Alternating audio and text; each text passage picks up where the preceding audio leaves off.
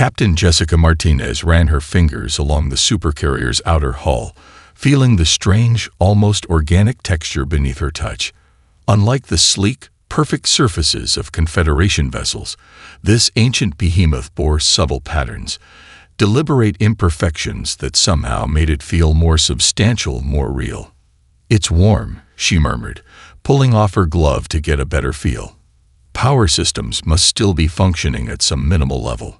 Behind her, the Confederation observation team muttered disapprovingly. The Ski-Treth representative, Ambassador Vorlax, clicked his mandibles in disgust. "The human insists on touching everything," he whispered to his aide, like a child. Jessica pretended not to hear, though her enhanced military-grade auditory implants caught every word. 6 standard weeks into humanity's probationary membership in the Galactic Confederation, and they were still treated like primitives who might break the good china. "Chief Williams," she called into her comm unit, "what's your assessment?" Mike's voice crackled back, tinged with barely contained excitement. "Captain, you won't believe this. We found what looks like a manual bridge interface. Not neural, not quantum, physical controls. Levers, buttons, actual mechanical linkages to critical systems." The Quilathi science minister, a floating mass of translucent tissue and neural nodes, drifted closer to Jessica. "Impossible," it pulsed, color patterns shifting rapidly across its surface. No spacefaring civilization would rely on such crude methods. Perhaps these are emergency backups. Jessica exchanged glances with Lieutenant Olivia Taylor, who struggled to keep her expression neutral. Earth's space fleet still used physical controls alongside neural interfaces, redundancy being a lesson humanity had learned through centuries of catastrophic failures and hard-won recoveries. "Minister," Jessica said carefully, maintaining the diplomatic tone that Admiral Jackson had drilled into her before this mission.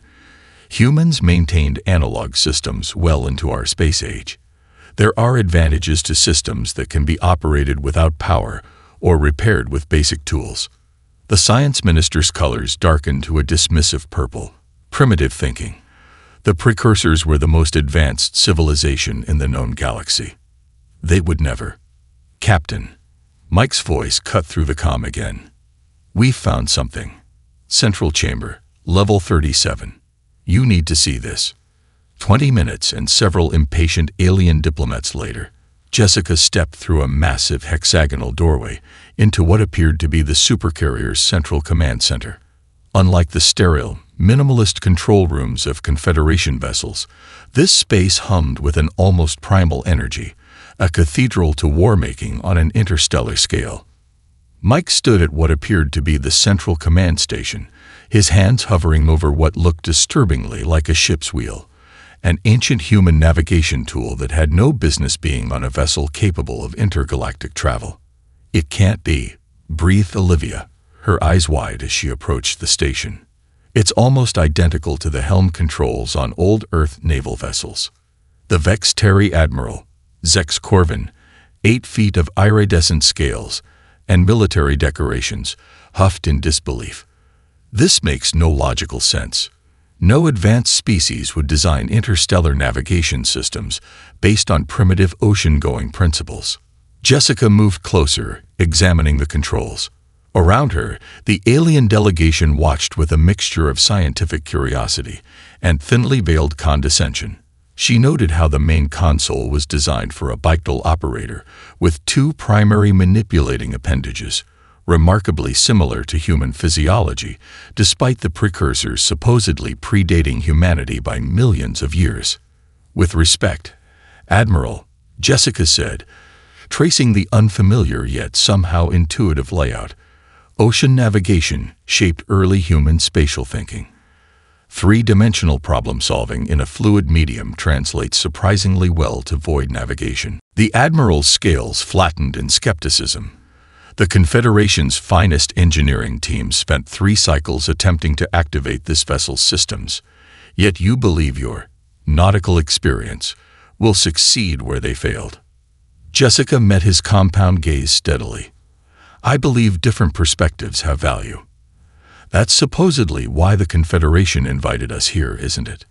Before the Admiral could respond, a deep vibration ran through the deck plating.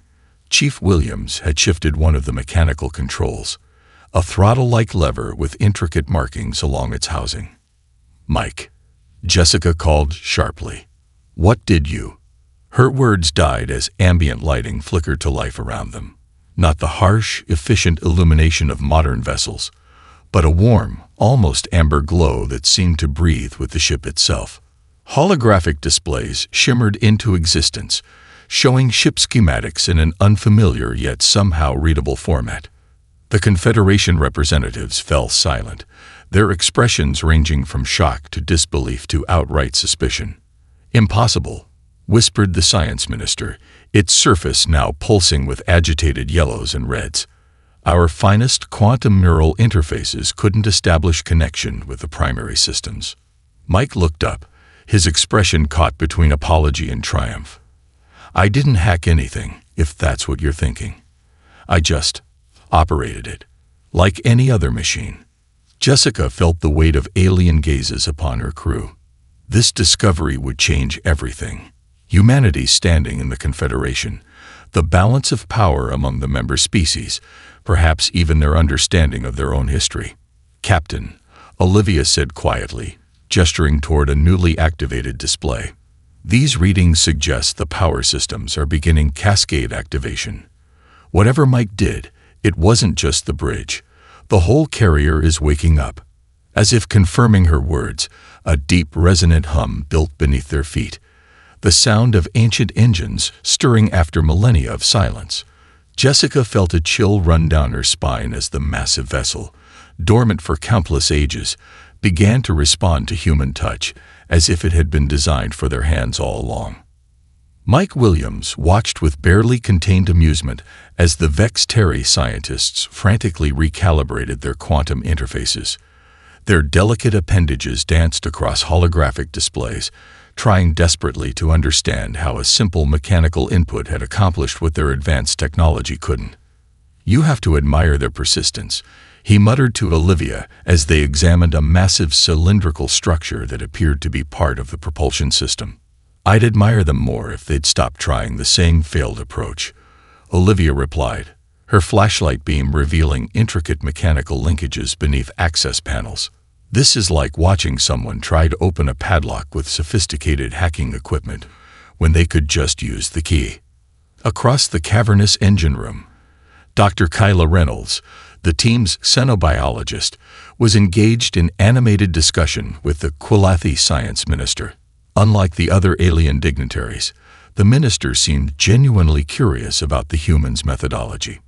"Consider the evolutionary implications," Kyla was saying, her hands gesturing enthusiastically. "If the precursors evolved in environments similar to Earth, they might have developed comparable problem-solving approaches. Physical interfaces provide tactile feedback. You feel the resistance, hear the machinery engage. There's survival value in that immediacy." The science minister's surface rippled thoughtfully, neural patterns forming complex equations visible just beneath its translucent outer membrane. "Your species prioritizes redundancy," it pulsed, the concept clearly novel. "Systems that function even when primary technology fails." "Exactly." Kyla's face lit up. "Humans call it fail-safe design. We learned it the hard way through centuries of disasters." Mike turned his attention back to the propulsion system, where Jessica was now coordinating with a mixed team of human engineers and increasingly curious alien technicians. The initial skepticism was gradually giving way to reluctant fascination. "Captain," he called, "I think I found something." Jessica joined him at a massive circular housing that resembled nothing so much as an old-fashioned ship's boiler. If boilers were built by godlike beings with technology millions of years beyond human understanding, the housing was warm to the touch, and beneath the surface, something was quietly stirring. "It's mechanical, but not entirely," Mike explained, pointing to where crystalline structures interfaced with what appeared to be actual gears and hydraulic systems. "It's like they deliberately combined advanced technology with basic mechanical principles." Commander Ezekiel Harper, the team's physicist, knelt beside them, his expression thoughtful. Elegant redundancy. The quantum systems provide efficiency and computational power, while the mechanical components ensure the system can't be completely disabled. Jessica ran her hand along the housing's surface, feeling subtle vibrations, like having both digital and analog systems in parallel. A sharp metallic voice interrupted their examination. This confirms our suspicions. You humans have encountered this technology before. Admiral Zex Corvin loomed over them, his scales shifting to a suspicious crimson. Behind him, several Confederation security officers moved into position, hands hovering near weapons. "That's ridiculous," Jessica said, standing to face him directly. "We've never." "Then explain how your primitive species immediately recognizes operating principles that confounded our finest minds," the Admiral hissed. "The only logical conclusion is that you've had prior contact with precursor technology."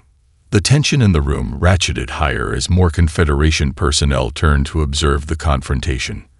Mike noticed several alien engineers discreetly backing away from human team members they'd been working alongside moments before.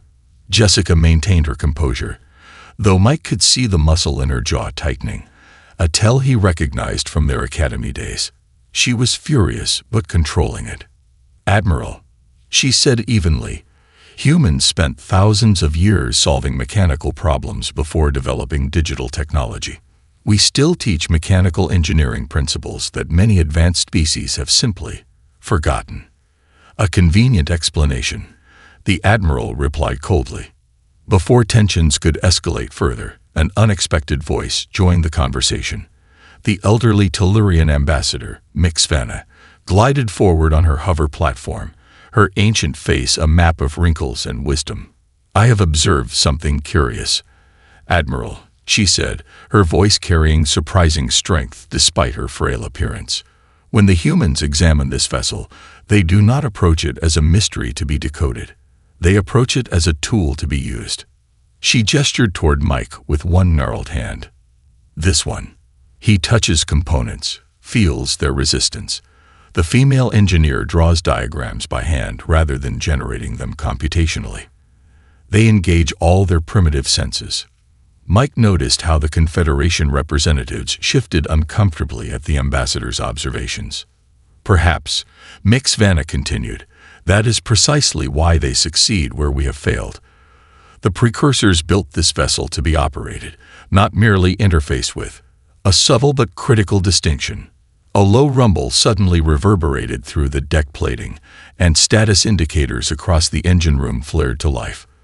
Olivia stepped back from a control panel she'd been examining, her expression a mixture of surprise and satisfaction. "I think I just activated the auxiliary power plant," she announced to the stunned room. "It's a hydrogen injection system, basically a sophisticated combustion engine on a massive scale."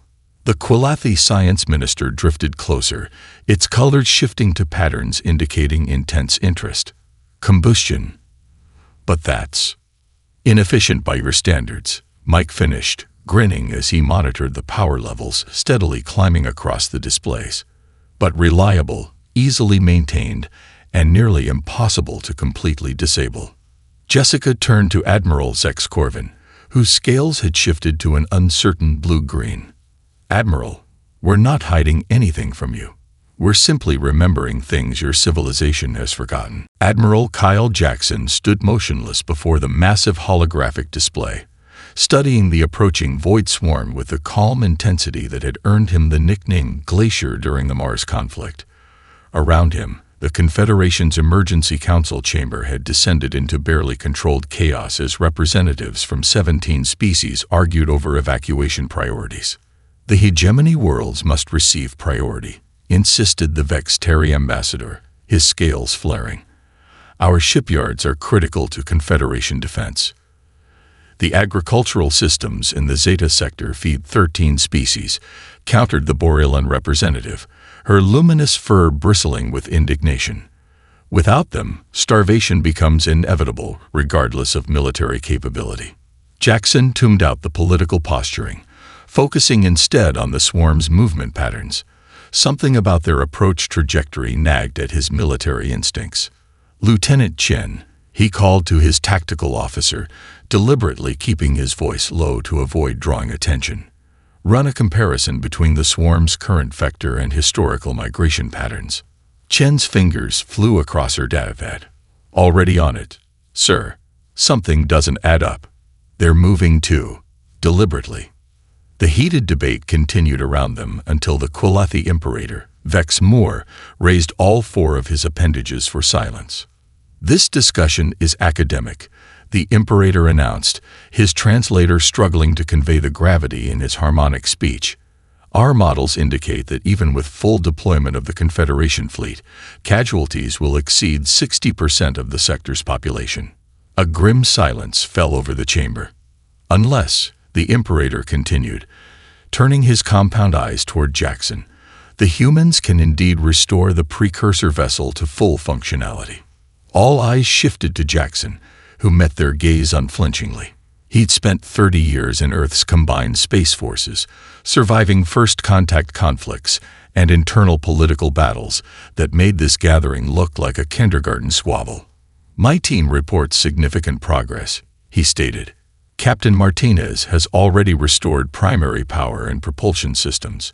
Weapons capabilities remain uncertain." The Tellurian matriarch, oldest among the gathered representatives, leaned forward on her gravity support chair. "Admiral Jackson, speak plainly. Can your people make this vessel combat-ready before the swarm arrives?" Jackson considered diplomatic evasion, weighing political consequences against practical realities. In the end, he defaulted to the blunt honesty that had both advanced and hindered his career. "Matriarch, I don't know," he admitted. "What I can tell you is that my people will work themselves to exhaustion trying. We've already achieved more in 3 days than your specialists did in 3 months." Murmurs rippled through the chamber, some offended, others considering. "There is another factor," interrupted Commander Harper, stepping forward with a data crystal. "May I, Admiral?" Jackson nodded, and Harper activated the crystal. A new hologram materialized, a 3-dimensional schematic of the Supercarrier. "The vessel isn't merely a warship," Harper explained. "Based on what we've uncovered, it appears to be a multifunction platform. These structures," he highlighted massive chambers along the ship's central axis, "appear to be designed for large-scale matter transportation."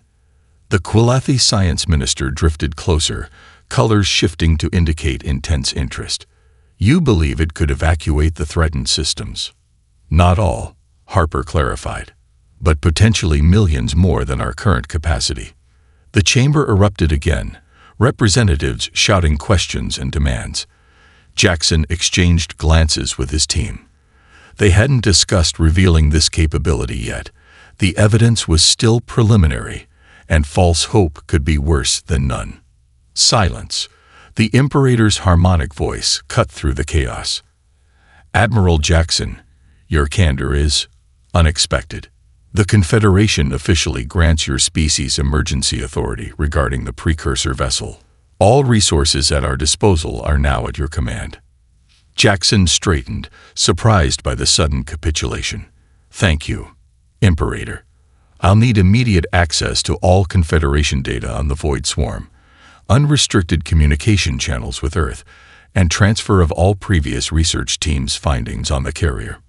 "Granted," the Imperator confirmed, "though I must inform the Council that our analysis gives this effort less than an 18% probability of success." Jackson allowed himself a small smile. "With respect, Imperator, humans have built civilizations on worse odds." As the Council session adjourned, Jackson pulled his core team aside in a private chamber. Captain Martinez's holographic projection flickered as she joined them from the carrier. "They're finally giving us free rein," Jackson informed them. "But there's something else you should know. Lieutenant Chen discovered anomalies in the swarm's movement patterns. This may not be a random migration." Chen displayed her findings, complex mathematical models showing subtle deviations from expected behavior. "They're being directed," she explained. "Something or someone is influencing their course." "A weapon?" Martins asked, her holographic brow furrowing. "Or a test," suggested Harper. "The timing is too convenient, discovering the carrier, then immediately facing a threat only it might counter." Jackson studied his team's faces, the best minds humanity had to offer, now responsible for saving millions of lives across dozens of worlds. "Keep this theory to ourselves for now," he ordered. "We focus on getting that carrier operational. If this is indeed a test, I intend for humanity to pass it with flying colors." Martinez's hologram nodded. "The ship responds to us, Admiral, almost like it was waiting for humans specifically. We've managed to activate navigation systems and life support throughout 70% of the habitable sections." "Good work," Jackson acknowledged. "You have 20 days to make that ship battle-ready, Captain. The lives of 40 million civilians depend on it." "No pressure," Martins replied with grim humor. "We'll get it done, sir." As the meeting concluded, Jackson lingered alone in the chamber, studying the projected path of the Void Swarm. In 30 years of military service, he'd developed an instinct for when he was being manipulated. Someone was orchestrating this crisis, using the swarm, the carrier, and now humanity as pieces in a game whose rules remained obscure. The question was, who stood to benefit from testing humanity's capabilities on such a grand and potentially devastating scale? "That's not physically possible," stated Senior Engineer Vex Lenner for the third time in as many minutes, all 7 eyes blinking in perfect synchronization. The Tick-Tick engineer's exoskeleton clicked nervously as he watched Lieutenant Ryan Cooper casually dismantle a quantum regulator assembly that the Confederation manual explicitly labeled as non-serviceable. "Lots of things aren't possible until someone does them anyway," Ryan replied cheerfully, extracting a crystalline matrix from the housing with improvised tools fashioned from spare parts. The delicate operation required touching components that, according to safety protocols, should instantly incinerate organic tissue. Somehow, Ryan's hands remained unburned. "How are you not dead?"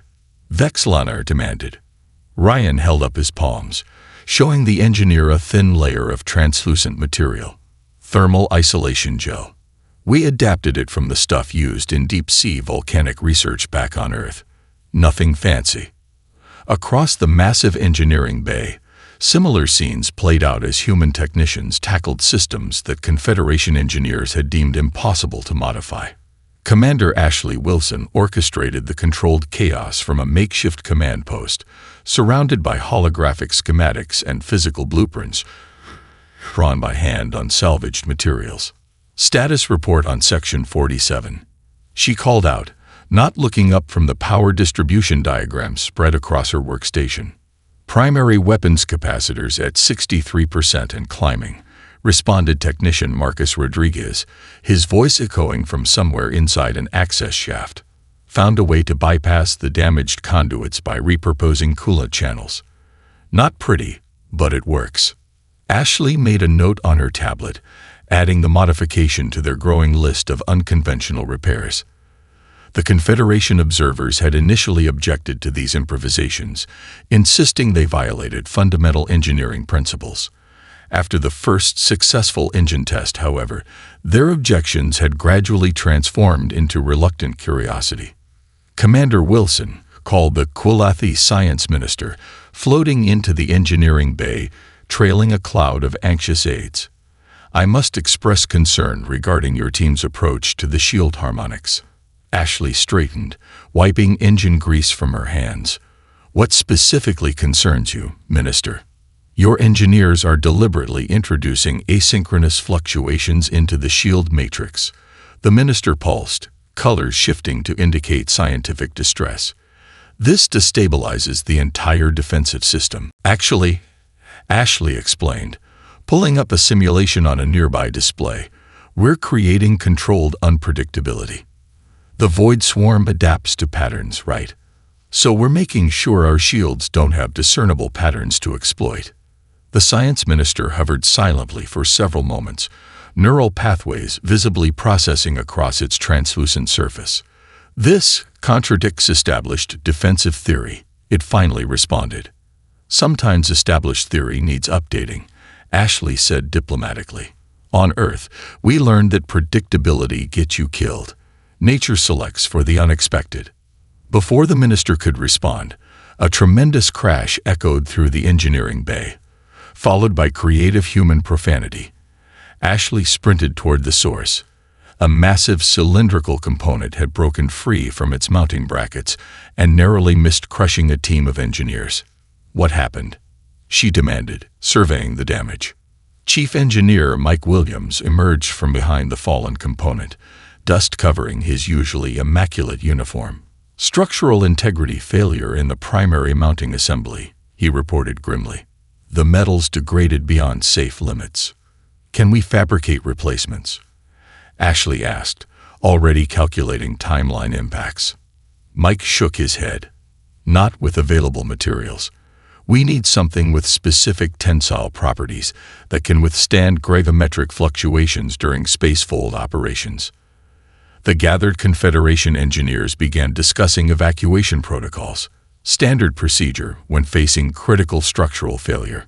Ashley noticed Ryan Cooper staring thoughtfully at the damaged component, his expression shifting from concern to calculation. What if we don't replace it? He suggested, drawing surprised looks. What if we repurpose it instead? Explain. Ashley prompted, recognizing his problem-solving expression. Ryan knelt beside the fallen cylinder, running his hand along its surface. This assembly was designed to channel energy between the quantum drive and the weapon systems. But what if we bypass it entirely and create a direct feed? Impossible, stated one of the Vexteri engineers. The energy differentials would be extreme, Ryan finished, but manageable if we introduce a stepped reduction using modified gravity dampeners. Mike's eyes widened as he followed Ryan's reasoning. We could repurpose the inertial compensators from sections 17 through 22. Those areas aren't critical. Are you suggesting, the science minister pulsed incredulously, that you intend to cannibalize non-essential systems to modify the primary weapons configuration? That's exactly what we're suggesting, Ashley confirmed. It's called field improvisation. Standard practice in human engineering when resources are limited. But the original design, began one of the alien engineers, isn't available. Ashley interrupted firmly. And 40 million lives depend on us making this work with what we have, not what we wish we had. The engineering bay fell silent as the implications settled over the mixed team. Then, surprisingly, the Quilathi science minister drifted forward. I wish to observe this process. It pulsed, colors shifting to indicate cautious interest. Such adaptational thinking is not emphasized in Confederation engineering curricula. Ashley smiled. Grab a tool, Minister. The best way to observe is to participate. As teams reorganized around the new approach, Ashley caught Mike's eye. Think it'll work? She asked quietly. Mike glanced at the alien engineers who were now hesitantly engaging with human technicians, exchanging ideas and perspectives. The modifications. Maybe, but something more important is already working. What's that? We're teaching them to stop thinking like engineers, Mike replied with a grin, and start thinking like survivors. Technical Sergeant Dwayne Thompson leaned back against a makeshift bench constructed from repurposed crates, his deep laugh echoing through the carrier's improvised mess hall. So there I was, he continued, gesturing with his coffee mug, 300 feet underwater with nothing but a standard issue repair kit and a chocolate bar. The gathered humans nodded appreciatively, familiar with the setup of Thompson's infamous diving accident story. What surprised Jessica was the growing circle of alien crew members who had gradually edged closer, abandoning their segregated tables to listen. The pressure suit was leaking at the seams, Thompson continued, and the extraction team was still 40 minutes out. That's when I remembered something my grandfather taught me about chocolate. A young Quilethi engineer, whose name translated roughly as Curious Pattern Seeker, floated closer. What relevance does confectionery have to deep-sea equipment failure? It pulsed, colors shifting to indicate genuine confusion mixed with interest. "That's exactly what my dive partner asked," Thompson replied with a wink. "Turns out, the cocoa fat in chocolate has waterproof properties when it solidifies under pressure. I melted that candy bar using my emergency heater, spread it along the seams, and the cold water instantly hardened it into a temporary seal." The gathered humans chuckled at the familiar conclusion, but the alien observers stared in various expressions of disbelief and fascination. "You survived a catastrophic equipment failure using food?" asked Zix Terrell, the Confederation diplomat who had been observing human interactions with increasing interest over the past week. "Improvisation is humanity's superpower," explained communications specialist Emma Rodriguez, offering the diplomat a piece of synthesized chocolate. "We've survived on Earth by turning anything available into tools." Across the mess hall, Commander Ashley Wilson observed the interaction with satisfaction. The informal gathering had begun as a simple stress relief session for her exhausted human crew, but had evolved into something far more valuable, a cultural bridge between species that typically maintained rigid social hierarchies. "Remarkable," murmured Dr. Amanda Foster, joining Ashley at her observation post. 2 weeks ago, they wouldn't share breathing space. Now look at them." Ashley nodded. "Nothing builds teams like shared challenges. We're all facing extinction together. Tends to cut through the bureaucracy." "It's more than that," Amanda insisted. "They're genuinely fascinated by how humans approach problems. I overheard a Vex-Terry engineer telling his subordinate that human methods are chaotically effective." Before Ashley could respond, alarms blared throughout the carrier. The relaxed atmosphere evaporated instantly as both humans and aliens rushed to battle stations. Ashley's communicator activated with Captain Martinez's voice. "Cascade failure in the primary life support hub," Martinez reported tersely. "Environmental systems shutting down across multiple decks. Temperatures dropping rapidly." Ashley was already moving, mentally calculating which systems would be affected first. Assessment. Unknown cause. Possibly sabotage. Possibly system degradation. Either way, we're losing atmospheric integrity in sectors 7 through 23. Around her, Ashley noted how the previously integrated groups now separated along species lines, Confederation personnel automatically following their emergency protocols, while humans formed impromptu response teams. "Listen up," Ashley called out, her voice cutting through the chaos. "We need mixed teams. Quillethi members can navigate areas already in vacuum. Vex-Terry can withstand extreme cold. Humans have experience with manual overrides. Nobody works alone." There was a moment of hesitation as ingrained procedures conflicted with her order.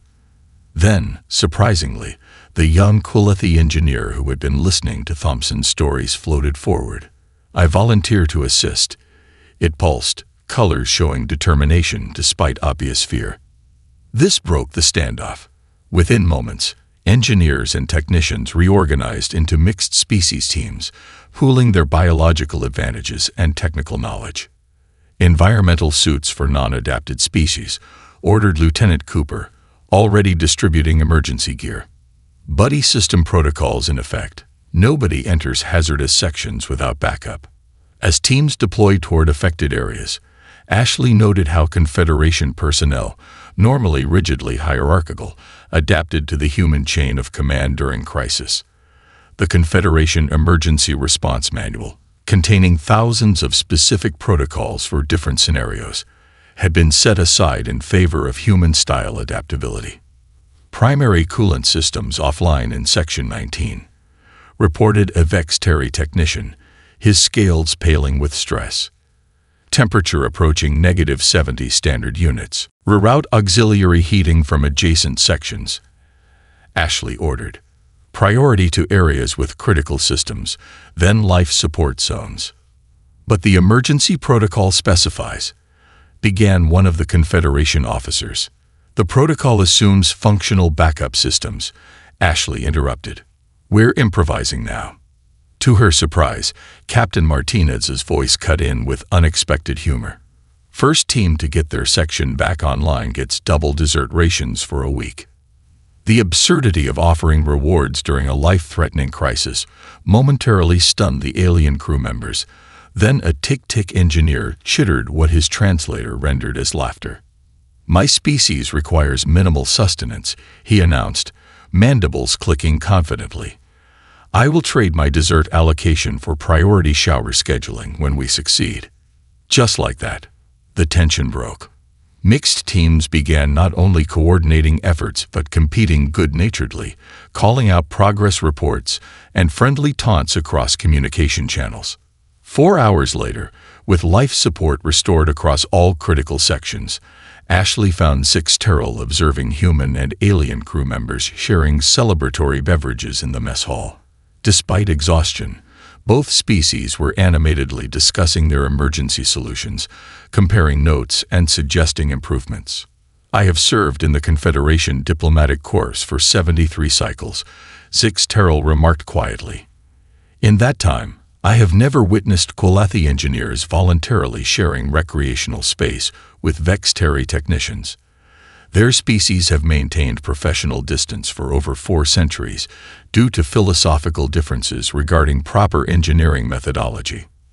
Ashley watched as Thompson launched into another outrageous survival story, his audience now predominantly alien. "Humans don't just solve engineering problems," she observed. "We're really good at solving people problems too. Sometimes they're the same thing." Communications Officer Travis Miller stood motionless in the center of the carrier's newly activated memory core, surrounded by holographic data streams that cascaded through the air like luminescent waterfalls. The massive chamber, hidden behind what had appeared to be solid bulkheads until Chief Williams discovered the concealed access protocols, hummed with ancient power. "This can't be right," Travis muttered, adjusting the translation matrix he'd cobbled together from Confederation linguistics databases and human pattern recognition algorithms. "Dr. Foster, are you seeing this?" Dr. Amanda Foster moved carefully through the holographic displays, her trained synorchaeologist's eye cataloging the visual information with methodical precision. "I'm seeing it," she confirmed quietly. "I'm just not sure I believe it." The central hologram depicted bipedal beings with bilateral symmetry, opposable digits, and cranial structures that, while not identical to humans, shared unmistakable morphological similarities. They could have passed for unusual humans with some cosmetic alterations. "Have you shown this to the Confederation representatives?" Travis asked, already knowing the answer from Amanda's guarded expression. "Not yet. I wanted to verify the translation first." She gestured toward a particular data stream. "This appears to be a biological catalog of some kind. Species classifications, genetic markers, evolutionary pathways." Travis nodded, focusing on the communication protocols he'd been unraveling. "Whatever language they're using, it has structural similarities to early Proto-Indo-European. Not the words themselves, but the grammatical framework." "That's impossible," Amanda whispered. Proto-Indo-European emerged on Earth roughly 6,500 years ago. The precursors vanished millions of years before humans evolved. Their conversation was interrupted as Captain Martinez entered the memory core, accompanied by the Qualathi Science Minister and Ambassador Xith Kel. Martinez's expression was carefully neutral, but Travis recognized the tension in her stance. She was prepared for conflict.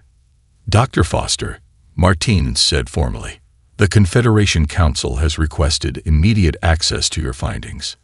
Ambassador Xith Kel's tentacles writhed with barely contained agitation. "The human delay in sharing this discovery is concerning. Protocol dictates thorough verification before presenting potentially sensitive findings," Amanda interrupted smoothly.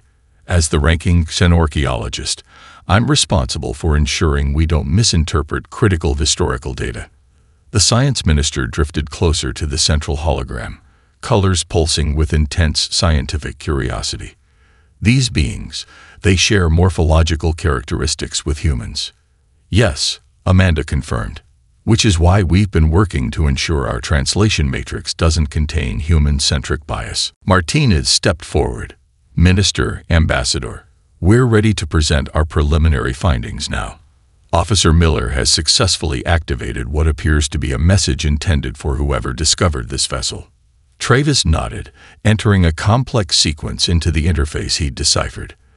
The cascading data streams coalesced into a single massive hologram occupying the center of the chamber, a precursor figure dressed in what appeared to be ceremonial attire. "Greetings, children of Earth," the figure began in a voice that, while alien in timbre, followed recognizable speech patterns.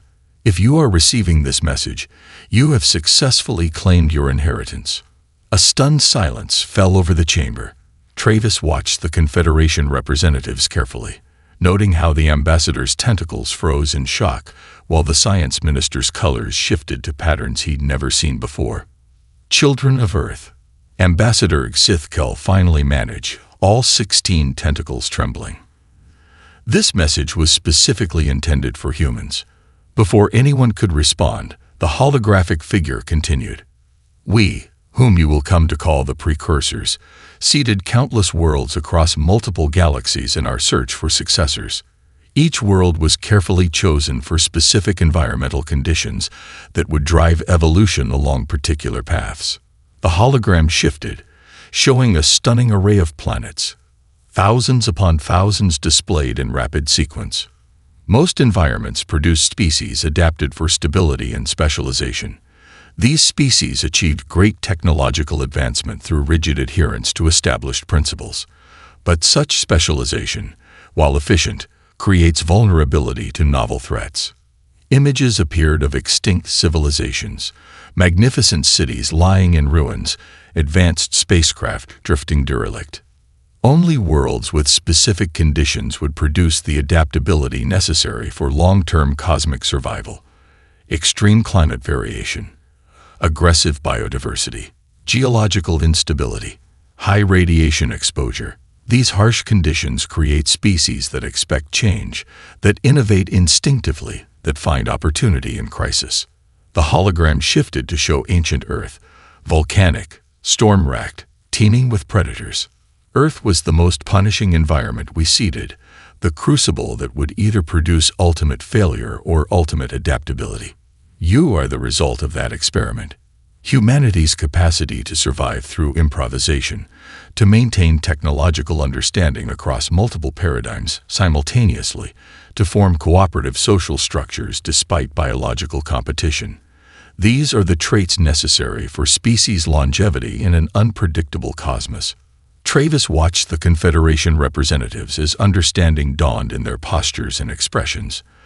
The science minister's colors shifted to patterns indicating profound scientific revelation, while Ambassador Xithkel's tentacles curled inward in what Travis had learned indicated deep contemplation.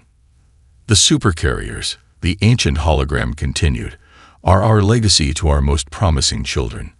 They represent the pinnacle of our technological achievement, designed to be understood and operated by those who think as we do. They combine advanced principles with fundamental mechanical operations, redundancy upon redundancy, complexity balanced with simplicity. That's why we could operate it," Martins whispered. "It wasn't designed for technological sophistication. It was designed for survivability and adaptability." The holographic precursor seemed to look directly at them, though Travis knew this was impossible. This message had been recorded millions of years before any of them existed. "You will face threats we cannot predict. You will encounter species who do not understand your methods. But remember this truth, children of Earth. Adaptability always outlasts specialization. The cosmos does not reward perfection. It rewards persistence." Tactical Officer Ethan Reynolds hunched over his console, fingers dancing across interfaces that merged Confederation display technology with the carrier's recently activated weapon systems. The massive viewscreen dominating the bridge showed the approaching void swarm, a writhing mass of biological horror stretching across millions of kilometers of space. "They're altering course," he announced, voice steady despite the implications. The vanguard elements are accelerating beyond predicted parameters. Captain Martinez nodded grimly from the command chair, a peculiar hybrid of precursor design modified to accommodate human ergonomics. Around her, a mixed crew of humans and Confederation specialists worked with focused intensity, the previous tensions between species temporarily set aside in the face of imminent extinction. "They're reacting to our activation of the weapons grid," observed the Quilethi tactical advisor, its colors pulsing with analytical patterns, demonstrating intelligence beyond base predatory instinct. "Or being directed," Martins replied quietly, exchanging glances with Admiral Jackson, who stood silently at her side. Their shared suspicion about the unnatural nature of the swarm's behavior remained confidential. No need to add conspiracy theories to an already tense situation. "Primary weapons charged at 78%, reported Lieutenant Ryan Cooper from the engineering station. "Full capacity impossible without bypassing safety protocols." Martinez considered her options, aware of the Confederation observers monitoring her decisions. Their own tactical doctrines would demand waiting for optimal firing solutions, patience and precision being core tenets of their military philosophy. "Bypass the protocols," she ordered instead, earning startled looks from the alien crew members. "Ethan, prepare firing solution Alpha 3. "Alpha 3. Questioned the Vex-Terry Admiral, scales shifting to patterns indicating confusion. "Your own analysis indicated that configuration exposes our ventral quadrant to counterattack." "Precisely," Martinez confirmed, not elaborating further as she watched the swarm's response through narrowed eyes. Understanding dawned on Ethan's face as he implemented her orders. "You're baiting them." Confederation tactical records indicate the swarm adapts to patterns, Martinez explained, more for the benefit of the observing aliens than her own crew. "So we're going to show them a pattern, then break it at the critical moment." The Vex-Terry Admiral's scales flattened in skepticism. "You're anthropomorphizing a biological collective. They don't think like predators. They operate on stimulus response patterns." "With respect, Admiral," Jackson interjected smoothly, "humans spent millennia as both predator and prey. We understand hunting behaviors across biological paradigms.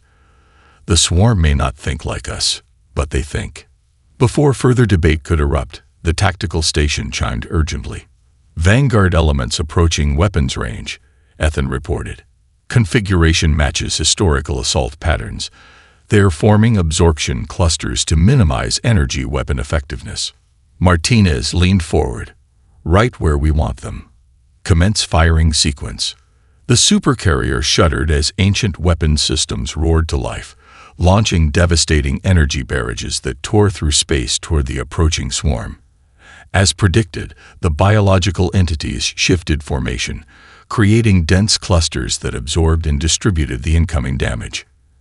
"Energy dispersal patterns at predicted levels," reported the Quilethi tactical advisor. "Effectiveness reduced by approximately 63%. Maintain current firing solution," Martins ordered, watching as the swarm continued adapting its formation to counter their attack. "Auxiliary weapon systems remain offline." The Vex-Terry Admiral moved closer, voice lowered.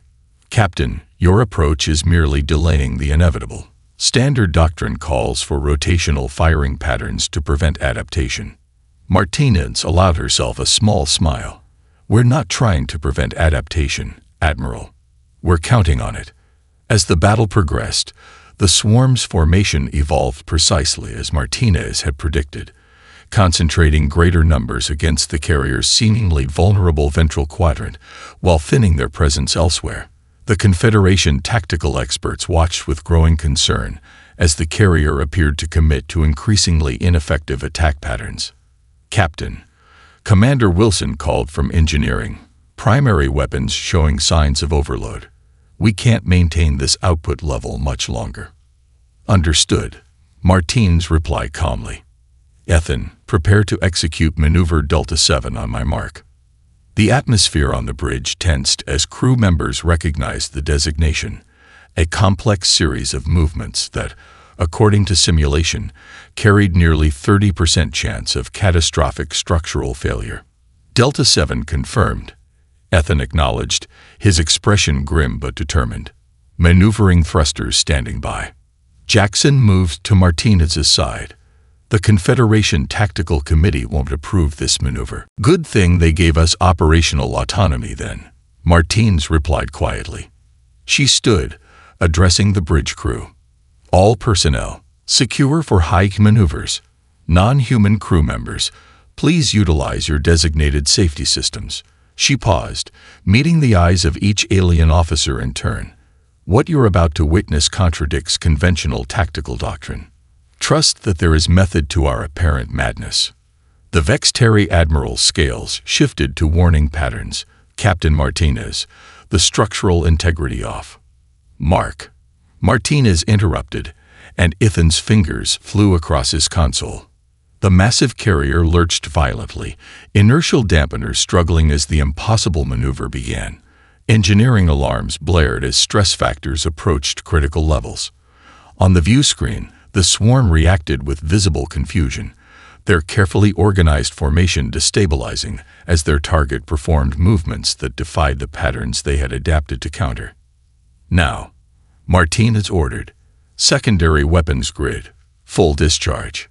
Previously dormant weapon ports blazed to life along the carrier's hull, unleashing devastating barrages that tore through the disorganized swarm formations. The biological entities, caught mid-adaptation, suffered catastrophic losses as carefully concealed weapon systems targeted precisely the vulnerabilities their reorganization had created.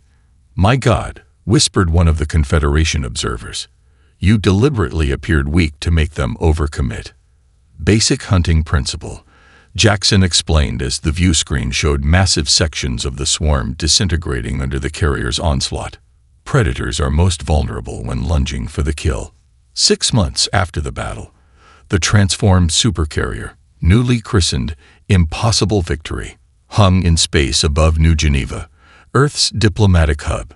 Its massive silhouette, once alien and mysterious, now bore the unmistakable touches of human modification alongside Confederation upgrades, a visual representation of the unprecedented cooperation between previously disconnected civilizations. On the observation deck, Admiral Jackson adjusted his dress uniform while studying the assembled dignitaries. The massive chamber, originally designed for precursor ceremonies of unknown purpose, had been repurposed into a space where representatives from 27 species could comfortably gather. Human engineers had worked alongside alien specialists to accommodate physiological needs ranging from methane atmospheres to triple gravity requirements. "Nervous?" asked Captain Martinez, joining him at the viewport. Her own uniform bore new insignia. Commander of the Joint Species Exploration Fleet, a position created specifically for her after the battle. Cautiously optimistic, Jackson replied with a slight smile. The Confederation Council actually voted unanimously on the initiative. First time in 300 years, according to the Tellurian archives. Below them, the gathering continued to grow as shuttles arrived carrying representatives from previously isolated Confederation worlds. The precursor revelation had sent shockwaves through galactic society, challenging long-held beliefs about evolutionary superiority and technological development paths. Ambassador Xithcal is proposing a complete restructuring of Confederation educational protocols. Martinez noted, nodding toward where the 16-tentacled diplomat engaged in animated conversation with Dr. Foster. Introducing human-style problem-solving and adaptability training alongside traditional specialization tracks. "And how many species are resistant to the idea?" Jackson asked pragmatically. "Fewer than expected." The battle footage made a compelling argument. Hard to maintain species supremacy beliefs when the supposedly primitive humans saved your civilization. Their conversation paused as High Commander Vex Terrell approached, his scales shimmering in formal presentation patterns. The once skeptical Vex Terry military leader had emerged as one of humanity's strongest advocates following the battle. "Admiral Jackson," he greeted, upper limbs performing the newly established cross-species salute. "The Confederation Defense Council has ratified the Joint Fleet proposal unanimously." Construction begins on the first hybrid vessel's next cycle. Jackson returned the salute. Excellent news, Commander.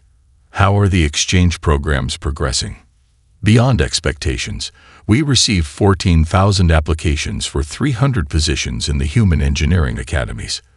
Vex Terrell scales shifted to patterns indicating amused disbelief, including 342 Qualathi candidates who historically avoided engineering disciplines entirely. Martinez grinned. Something about jury-rigging solutions under pressure appeals to them. They're naturals once they get past their instinctive aversion to imperfection. A soft chime indicated the ceremony was about to begin. Jackson moved toward the central platform, where representatives from both human government and Confederation leadership awaited. The audience settled as he took position before the gathered species. 6 months ago, he began, his voice carrying clearly through the adaptive acoustics. Most of us in this room were strangers, separated by biological differences, cultural assumptions, and technological philosophies. Today, we stand as partners, not because we overcame our differences, but because we learned to value them.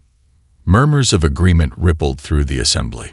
Jackson gestured toward the viewports where Earth hung like a blue jewel against the blackness. Humanity evolved on a world that tried to kill us daily. Our history is written in adaptation and cooperation in the face of constant change.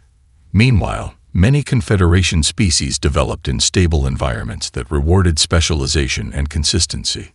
He paused, making eye contact with various representatives before continuing. Neither path was wrong.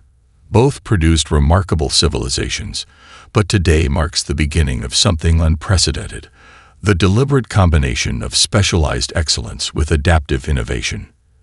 The main view screen activated, displaying schematics of new vessels being developed through joint research teams. Unlike pure Confederation designs with their emphasis on elegant efficiency, or purely human vessels with their redundant systems and practical modifications, these ships represented a genuine hybrid, specialized systems protected by adaptive backups. Cutting-edge technology with mechanical redundancies. The precursors left us more than advanced technology, Jackson continued. They left us a challenge, to overcome our evolutionary biases and create something greater than either approach could achieve alone. Commander Harper stepped forward, activating a holographic projection of star charts. Scattered throughout were pulsing indicators representing additional precursor beacons that had activated following the battle. Each of these locations contains technology similar to the Supercarrier, Harper explained. But our analysis suggests they require different adaptive approaches to access. Some appear to demand biological interfacing methods unique to Qualathi physiology. Others contain radiation levels only Vex Terry could withstand. Understanding spread through the assembly. The precursors hadn't designed their legacy for humans alone, but for a cooperative future they had envisioned millions of years earlier. As the formal ceremony concluded, Jackson found himself approached by a young Qualathi ensign who had served aboard the carrier during the battle. Admiral. The ensign pulsed, colors displaying patterns of respectful curiosity. Many of us junior officers have been discussing the precursor revelations. Something troubles us. Go on, Jackson encouraged. If the precursors could predict evolutionary paths with such precision, and if they arranged this cooperation between our species, was the Void Swarm their creation as well? A deliberate test.